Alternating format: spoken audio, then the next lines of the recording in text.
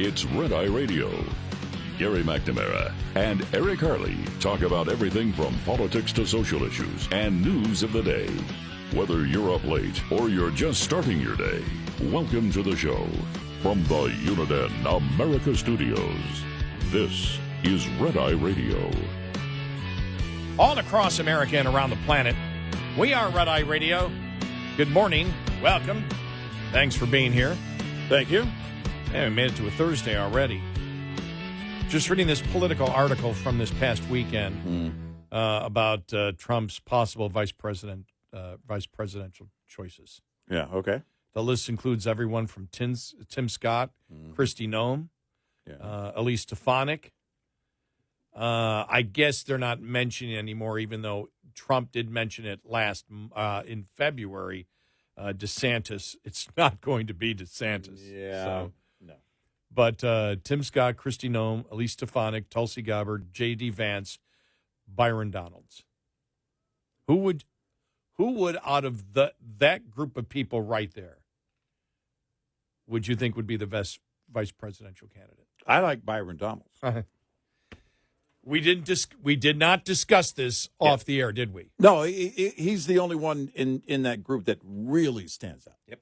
I mean, all of them are kind of here's the list, and there's a list, and then because of the nature of Byron Donalds is to not back down, to have that conviction on the issues, to be able to talk to the media and handle the media at every turn. And connect the dots. And never flinch. And of all of them, he is the one that I could see could run for president in 4 years. I could see that. Even though he's a congressperson, that doesn't matter anymore. No. Remember, the old was like, right. well, if you're a senator or a governor, but even a governor it doesn't matter anymore. No, it doesn't apply. Matter. Yeah. Right. And I think that would be. I mean, that's my pick. That would be my pick. That would be my pick because I don't. And what is my number one reason? He's the best communicator of all of them. Yeah. That's why. Right. Yep.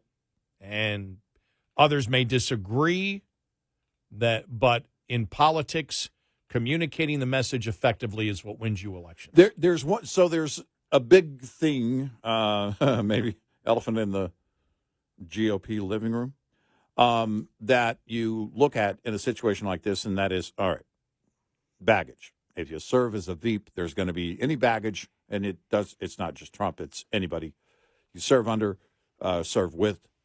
I think, it's my opinion, and I could be wrong, but I believe out of that list, and I think I'm right about this, Byron Donalds is the best to weather that because of his communication skills and also his, he has a very, again, strong conviction on the issues, and that's the type of independence where you can go on and he can handle anything that's going on in the media and still stay on and get back to the issues very quickly. Others tend to, shy away from that. And I know that if we want to, he's not that. And a direct communicator is something that I think that the party, the GOP, is going to need in the future because we have to look beyond Trump if Trump wins. Being blunt and being a critical thinker. Yep. It's not just about being blunt. You got to have both. Right. You're a critical thinker and you're blunt. Yep. And you can be blunt. You can justify the bluntness of your presentation at times. But with Donalds, he may be blunt, but you don't perceive him at all as ever having an attitude of meanness. No. Or even aggressiveness. No. So he's straight to the point. So it's his kind of bluntness with being able to back it up with his critical thinking skills that are clear once you see him speak for 30 seconds. You're like, oh, okay. Yeah. This guy's communicating a message to me. I like where he's going. Yep. I used to like Tim Scott, but Tim Scott destroyed himself when he ran for president. Yeah. Just, the last year and a year. He just right. wasn't good. I mean, not that he just didn't. He sounded like he sounded a lot like Reagan Yeah. Yeah. And again, on Reagan's style was great for when it was at that time. But right now, people want problem solvers. Yeah. I'm not saying that you can't be optimistic about what a great country the United States is, because it is the greatest country, I believe. But you have to know what the political mood is at the time, and that's why Tim Scott never resonated. Because what you have now, and the public has recognized it, and we have said this is why we believe that the Republicans should listen to us, and one of their slogans should be Democrats cannot, I've added to it, by the way, Democrats cannot and will not solve our problems because they created the problems. No, that's a great improvement. That's good. You like that? Because you know what's interesting, I was thinking of, earlier I was thinking, because you couldn't substitute cannot. I was actually thinking this. You cannot substitute cannot with will not, because that doesn't go far enough. Using them both is exactly what you need, because you need to demonstrate exactly where we are. They cannot do it. They will not do it. And the reason is because they caused them. Yep. And that should be from here on. And you may want to go with the more, I don't know why, but cause may be better than created. But then created, created might be more.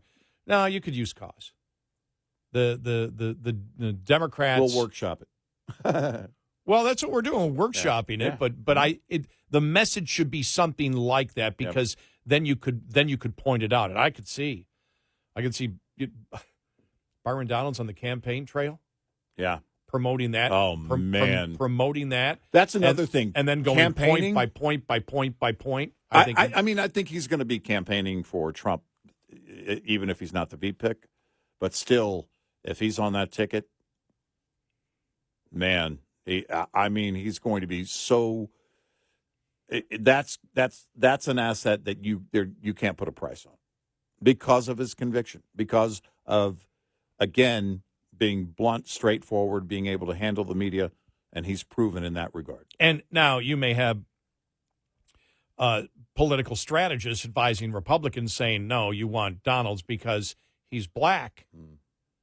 And you see the movement of more blacks willing to vote for Trump, and that would be a political reason. I could understand them advising Trump of that, but that to me is so way down the list as to just what an excellent communicator he is. Yeah. Oh, yeah. He's just such a great. And I understand the demographics. Okay, if he's black, but and so here's the thing too. If he's put on there, you could hear the Democrats attacking him for being the token black and in a Trump administration. Yeah.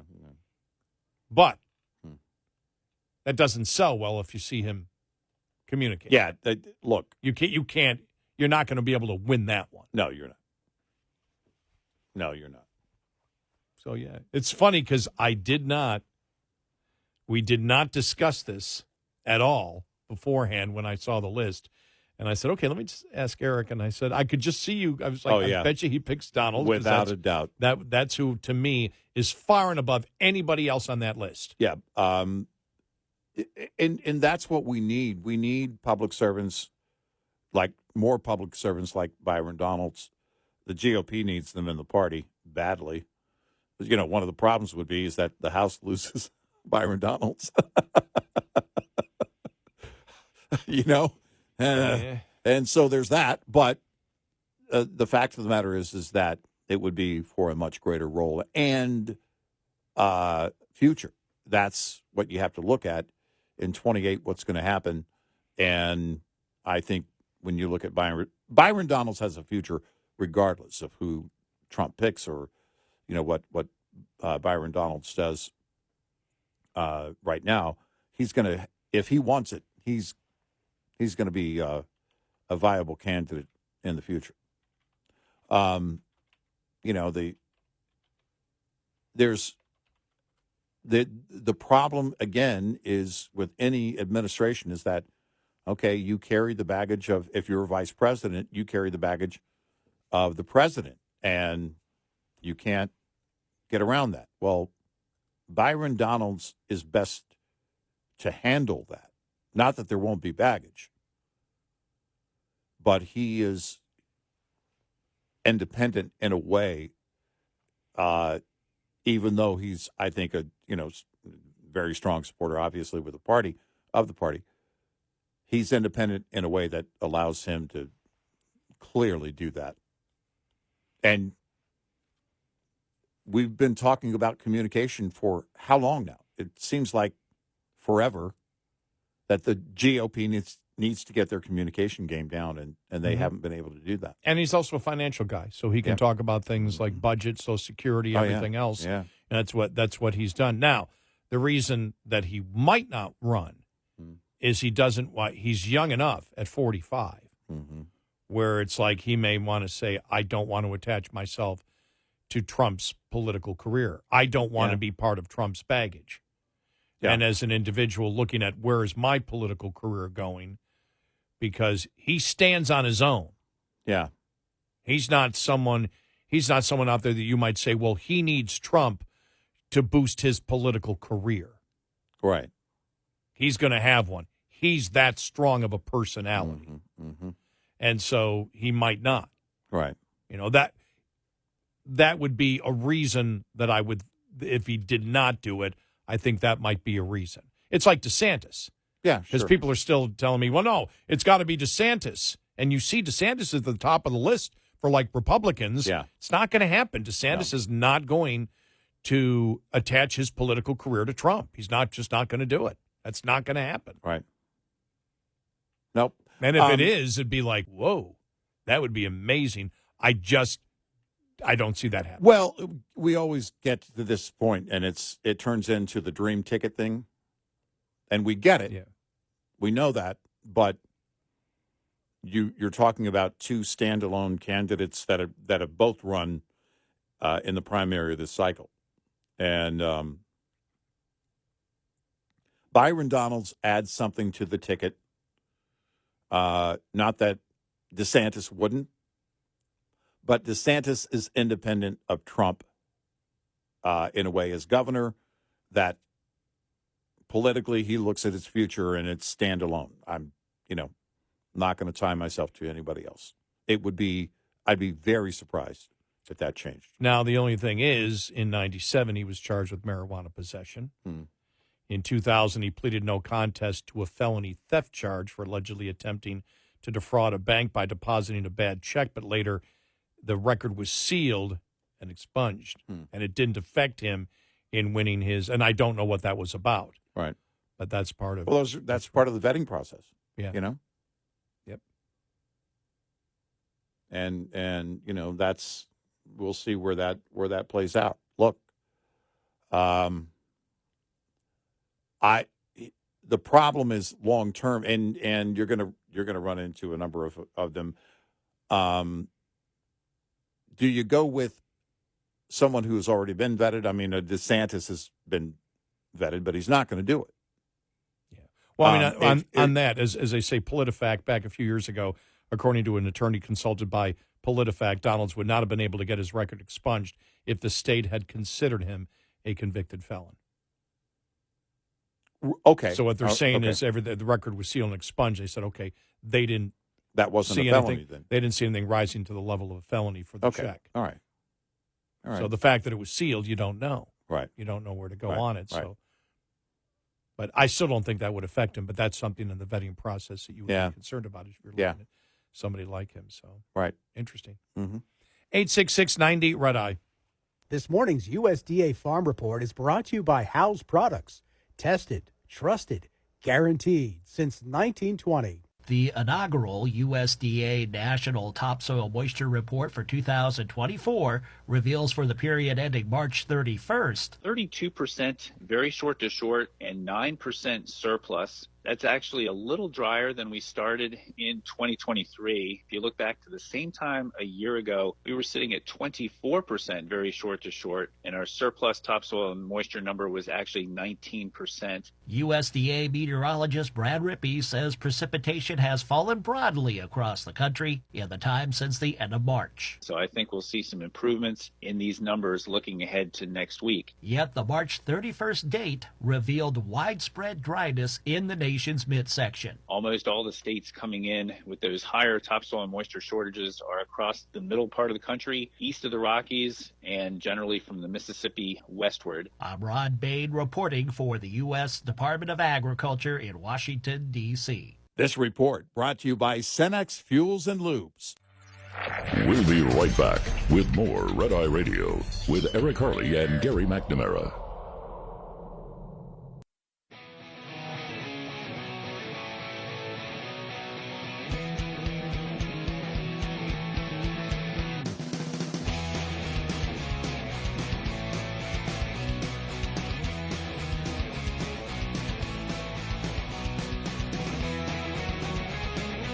It's Red Eye Radio. He is Eric Harley, and I'm Gary McNamara. You know, the strange thing about this entire election is the fact of we're just to April, and you know the primaries are done. Yeah, you know, and that this is really unusual to get to this point. Maybe not for the incumbent, but for the challenger, who is like an incumbent. Yeah, you basically have two incumbents, right. Really. And so you have the general election running right now. The other thing is, and you and I think, talked briefly about this off-air the other night, that I can't remember if it was off-air or on-air, that the donors are starting to line up for Trump now. Yeah, it seemed, I don't know if it had to do with what was going on with him posting bail on the New York case, or what happened with his merger deal with the media company, or we're just getting to that time of the year in an election cycle where it's the donors are just going to come to the table, or maybe they're seeing polls. It could be all the above. You know, they could be seeing the polls going, okay, all right, how much of this stuff is going to weigh down Trump? You know. And then they see the sentiment right now more and more going toward Trump, not away from Trump, away from Biden. That's money well spent. You want to keep that momentum going. So I think it's probably safe to say a bit of all the above. There is great concern with some of the donors. You know, they had to make the statement. The RNC had to make the statement, hey, this isn't going to be any legal defense money. You know, that was good. That was a great concern of donors. But, you know, going directly to the campaign, there's also that concern. But those wallets have been opening up here in the last week or two. And we'll see where that war chest goes. You know, you see Biden out there with celebrities and former presidents and the big fundraisers. Well, keep in mind, in 2016, Hillary spent more money than Donald Trump. And that is often the case.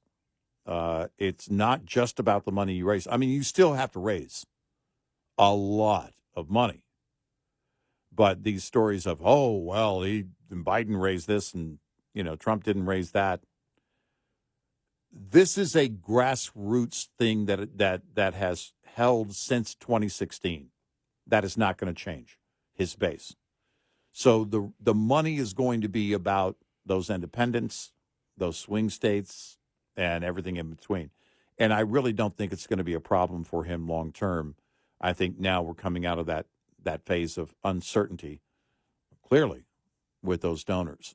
So we'll see where that goes next. But it will be interesting to watch because, as you said, it's unique. You know, the primary is basically behind us. It's over, yeah. You know, so. And it has been for a month since they reached their numbers. Yep. So, yeah.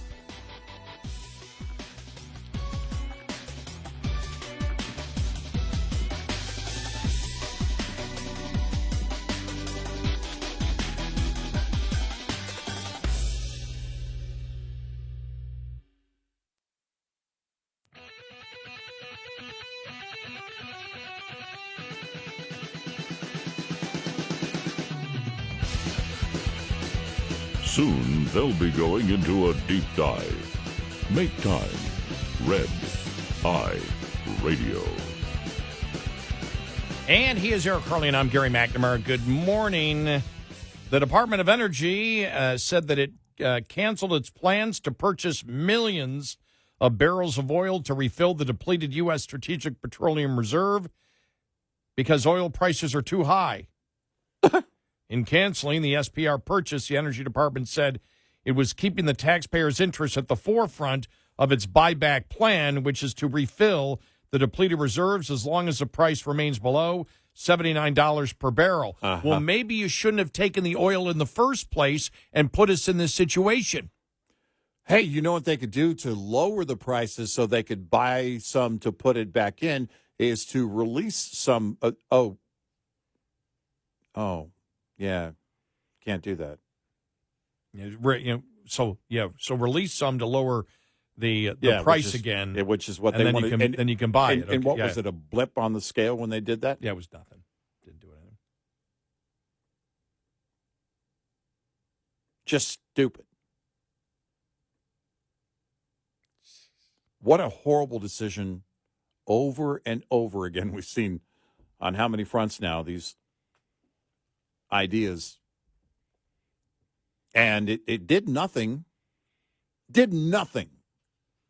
And now, oh, by the way, thanks for broadcasting it to all of our enemies that we can't afford to pony up for the SPR. Well, look, we've spent a lot of time today talking about the complete idiocy of the left. Everything starting out from the National Organization of Women, coming out and going after people like Riley Gaines and others who say biological men should not be playing against biological women. And these insane representatives of the National Organization of Women call the fact that these women are fighting to keep women's sports women, they call that white supremacist, I almost said plutocracy, patriarchy. Yeah. I mean, you had that. Then you've got the entire thing with Buttigieg. Well, people who don't want to go to electric vehicles. By the way, he's talking more like John Kerry these days. Yeah. That people who don't wish to go to. He doesn't sound like him, but he talks like him. Yeah. Right. That people who don't want electric vehicles. Well, these are the people that in the 2000s you would have thought were nuts if they wanted to keep their landline phone. Mm-hmm. Huh? Yeah. What? And then this here, where when they released it, what they proved was if we had a national goal of maximizing all the potential of natural gas and oil, we could lower prices. They admit it. And this is the thing about Democrats. They constantly contradict themselves. Yep. Right here is another example of that. Yep. And it's nuts. It's absolutely crazy. Well, and it compromises national security in the case of the SPR, and everybody knows that. But we shouldn't expect anything less from the current so-called commander-in-chief. Nope. I found this interesting national review, Why Colleges Are Dying. Just some stats here. Yeah. And a great point made. It's talking about here, it said, DEI, the decline of conservative representation among the professionals is a decades-long phenomenon and has reached its terminus. Like medieval monasteries, progressive universities take it upon themselves to create an image of the perfect society and bring through themselves the blessings and moral transformation that will redeem the rest of the world. Many of them now invest more resources in managing student life than in educating young people and forming them to take up leadership roles in society, which was their original purpose. Are you ready for this? Okay. Now, these are the true stats. Johns Hopkins has 7.5 administrators for every professor. Wow. Yale has 5,000 managerial and professional staff and 4,703 undergraduate students in the recent academic year. Every potential problem a student may have is met by not only a counselor, but an entire bureaucracy. It's as if the progressive blob wishes students to expect enormous and lavish bureaucracies to manage social interaction as a way of life, so that when students leave campus, they recreate such authorities through the human resources departments and DEI offices in the corporate world. Yeah. Wow, what a great Yeah. line. I'm sorry. Why is it that college is so expensive? Yep.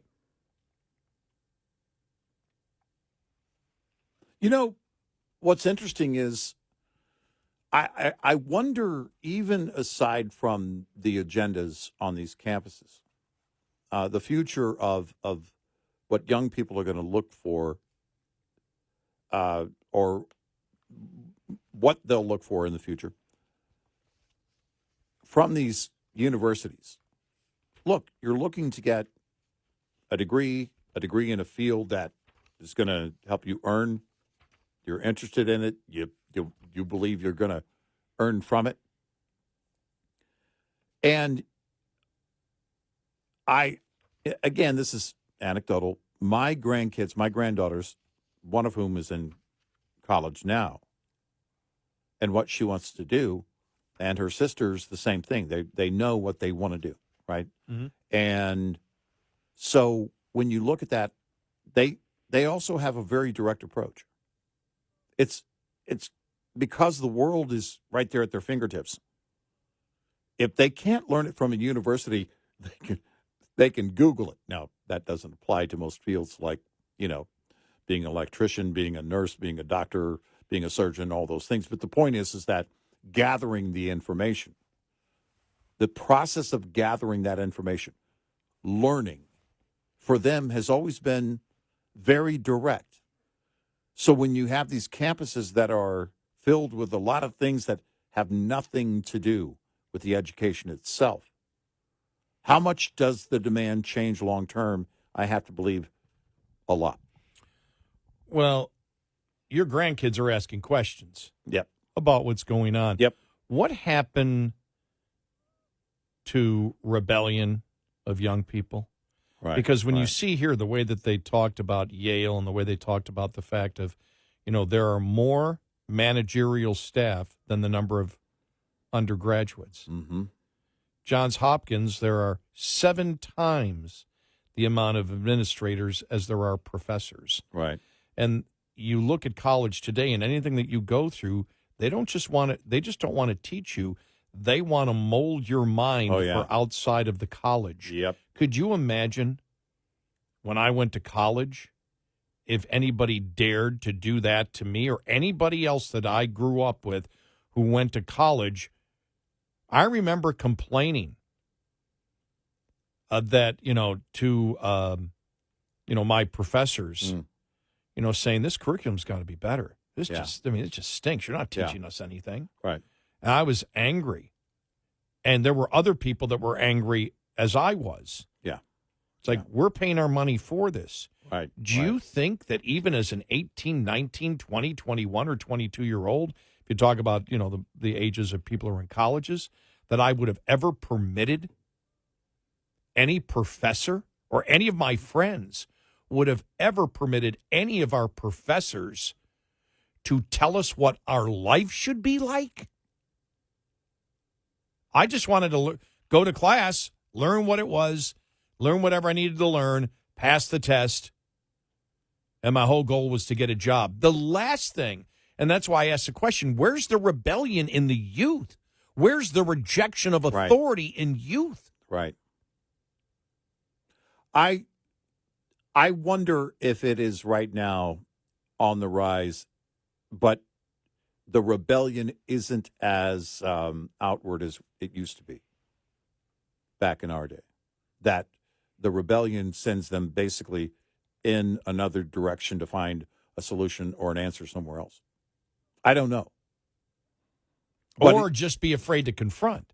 As we know, right? You brought Could up be. Mm-hmm. you brought up when you had those, the conservative reporters go to the college campuses and said, "Well, if you can see I'm only 5'3", if I told you I was 6'3", would you agree that I was 6'3"? Well, again, and you could tell that the students were all saying, right, you're completely full of it, but I can't tell you that because I'm afraid, because that is the culture of what they've been taught in college. Right.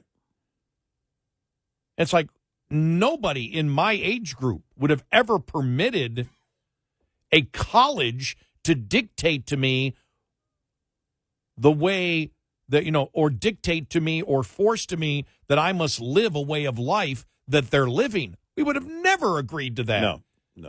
No. Ever. We would have said, no, get out of here. Go to hell. Right. What do you need to tell me? What do you mean to teach me what I need to know? Don't instruct me that I should be living your insane life or the insane narrative that you believe is a good life to live, because I reject that. Why? Because we cared about autonomy and freedom. We wanted to be individuals. In fact, it was what you were trying to accomplish. Yeah. At that time. Yeah. That's what you were seeking at that time. Yeah. I didn't go to college to become part of a commune mindset. Right. And I wasn't afraid to say it. And it's like, yeah, but they'd come after you today. Go ahead. Right. And? Worst you can do is kick me out of college. Right. And I'm telling you right now, the way college is, I probably would have been out before they kicked me out. Right. Because I would have looked at the return on the investment and say, are you out of your freaking mind? Yeah, you see, not going to happen. See some of the top colleges, $90,000. Yeah. For what? For what? Yeah. I'm paying $90,000 for you to start preaching to me the insane narrative of your pitiful life? Are you kidding me? To tell me that I must be part of a group mind think? Yeah. Mindset, mind think set, whatever. I tend to believe, and maybe I'm just being overly optimistic, but I tend to believe that in the next 10 years or so, 10 years from now, we can look at the college campuses, not every one, but the system overall in higher education, and it will be different because I think the mindset does change. There's no way it can't. Well, there's ebb and flows. There have been all throughout society. Sure, and the agenda stuff doesn't get you a paycheck. I mean, even if you're going to get into, I don't know, DEI administrative work, that's not going to last. That's not a growing field. Right now, it seems to be going the other direction. My bachelor's degree is in DEI. My master's is in wokeness, and my PhD is a PhD in PhD, pilot higher and deeper. Yeah. Exactly. 866-90 Red Eye. Coming up, more with Gary McNamara and Eric Harley.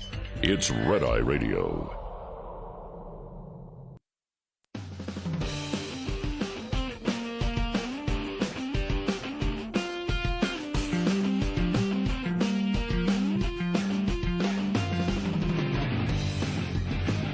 It's Red Eye Radio. He's Eric Harley, and I'm Gary McNamara. The phrase I was thinking of was groupthink.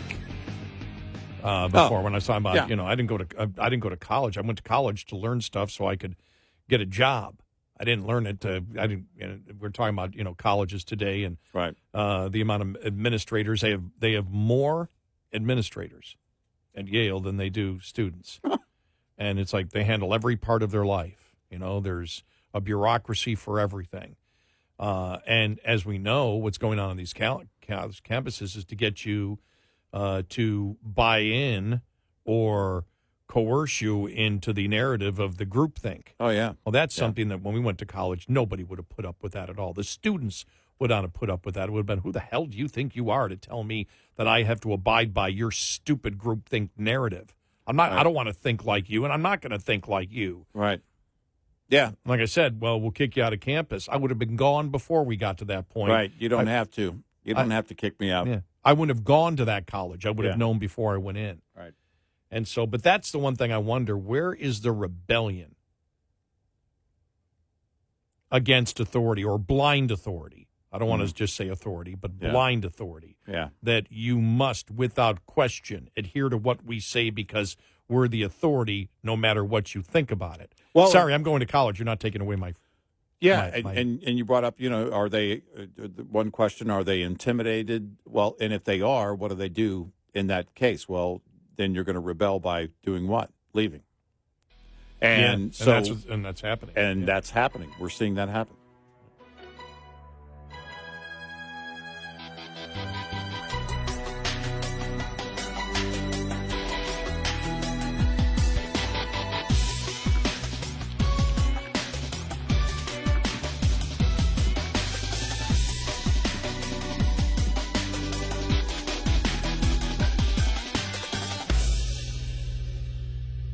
This is Red Eye Radio on Westwood One.